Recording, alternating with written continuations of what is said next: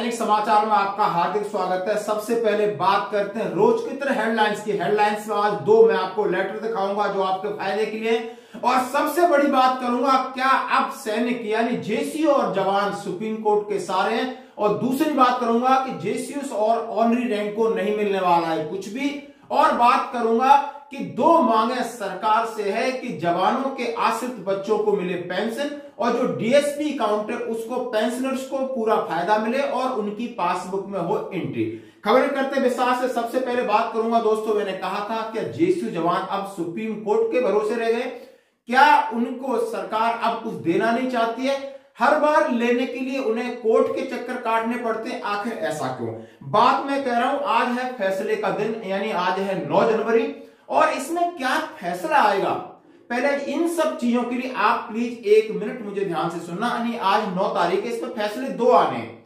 यानी आप जो पैसा है एरियर है वो कब से क्रेडिट होगा और पेंशन में संशोधन की पहली तारीख क्या होगी। उन्होंने बोला है कि मैं आपको 4 छमाही किस्तों में आपका जो भी एरियर बनेगा उसको दूंगा, और इसकी शुरुआत कब से होगी और आपका पेंशन रिवीजन कब से होगा, इसके ऊपर आज सुनवाई होगी। लेकिन दोस्तों सबको पता है कि मिलेगा क्या और किसको मिलेगा, 2 बड़े सवाल हैं। और 2 बड़े सवाल हैं। कल एक सीनियर वेटरन्स थे किसी चैनल पे बोल रहे थे कि जब तक आपको संगठित नहीं हो पाओगे, जब तक आपका संगठन में शक्ति नहीं होगी, आपको कख नहीं मिलने वाला।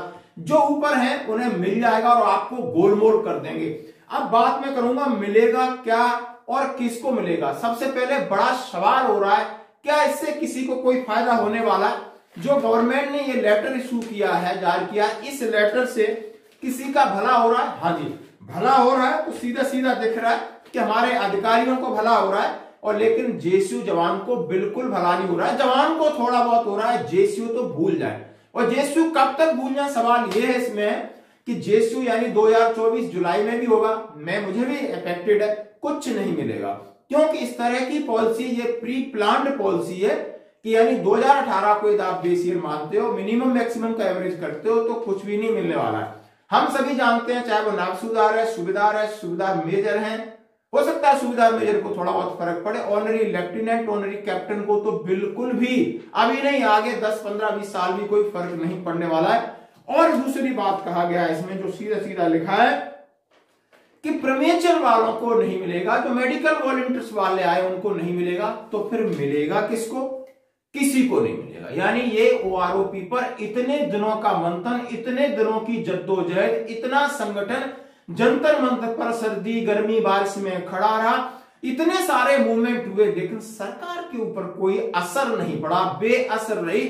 सिर्फ और सिर्फ एक पॉलिटिकल गेम के तहत हमें उन्होंने जो भी दिया। और दोस्तों ये दिया क्यों, इसकी क्रोनोलॉजी क्या है, मैं दोपहर बहुत बड़ा वीडियो डाल रहा हूं जिसमें हमारे बहुत सारे बड़े बड़े सेना के अधिकारी शामिल हुए हैं और इस बात पर दबाव डालने जा रहे हैं कि आखिर सैनिकों की इस तरह आप अनदेखी क्यों कर देते हो।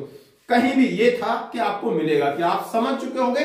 बाकी बहुत सारे चैनल आपको टेबल दिखा दिखा के आपको मनमोहनी वाली बातें कर रहे हैं, कुछ नहीं मिलने वाला। और जो उन्होंने टेबल फ्लैश की उसका भी कोई इससे आधार नहीं है। नहीं, आपको जब भी 15 दिन 10 दिन में मिलेगा तो समझ में आ जाएगा। दूसरी बात कहता हूं कि 2 पॉलिसी, हाँ जी दोस्तों, एक एयरफोर्स एसोसिएशन जो हमारे पूरे भारत की, उन्होंने 2 मांगे की, बहुत प्यारी मांग है, और आप सुनकर के एयरफोर्स हो चाहे सब फौज की तरफ से मांग की है कि policy of dependent smart card, policy of dependent smart card के ऊपर उन्होंने सरकार से कहा है कि मुझे सहानुभूति चाहिए। जो बच्चे हैं, जो डिसेबल है, अपंग है, उनके माता पिता दोनों खत्म हो जाते हैं, वो फौजी होते हैं और उनकी आय होती नहीं है 9,000 रुपए पर मंथ से कम है, क्यों न उन्हें पेंशन दी जाए। सरकार से विनम्र आग्रह किया है उन्हें पेंशन देने का एक प्रावधान बनाए और अपनी पॉलिसी में एक अमेंडमेंट लाए। उस लेटर को देखो मैं आपके साथ साझा कर रहा हूं, सभी के साथ साझा करिए, इसका बहुत असर पड़ता है दोस्तों।